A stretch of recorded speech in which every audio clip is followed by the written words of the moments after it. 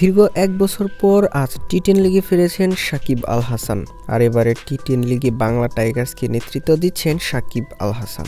আর টি-10 লিগে ফিরেই এমন অবিশ্বাস্য বাজিমাত করবেন সাকিব আল হাসান, তা ছিল রীতিমতো অবিশ্বাস্য।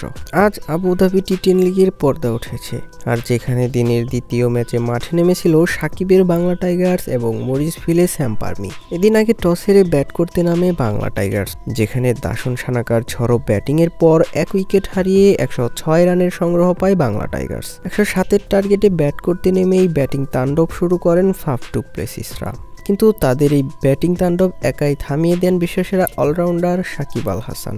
ইনিংসের তৃতীয় ওভারে বোলিংয়ে আসেন সাকিব। ওই ওভারের তৃতীয় বলেই ভয়ঙ্কর হয়ে ওঠা ফাফ ডু প্লেসিসকে আউট করেন সাকিব আল হাসান।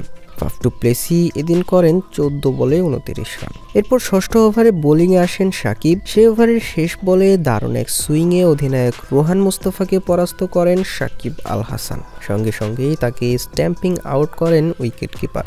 এদিন সাকিব 2 ওভার বল করে 15 রানের বিনিময়ে তুলে নিয়েছেন দুইটি গুরুত্বপূর্ণ উইকেট। সাকিবের এমন দুর্দান্ত বোলিংয়ের পরও বাংলা টাইগার্সকে হারের মুখী দেখতে হয়েছে, কেননা ফাফ ডু প্লেসিস, আন্দ্রেস কস, জ্যাক টেলর ও করিম জান্নাতের ব্যাটিং তাণ্ডবে রীতিমতো উড়ে গিয়েছে বাংলা টাইগার্স। এদিন বাংলা টাইগার্সের হয়ে সবচেয়ে ভালো বোলিংটাই করেছেন সাকিব আল হাসান। দীর্ঘদিন পর ক্রিকেটে ফিরেই সাকিব আল হাসানের এমন দুর্দান্ত বোলিং আপনার কাছে কেমন লেগেছে জানিয়ে দিন ভিডিওর কমেন্ট বক্সে।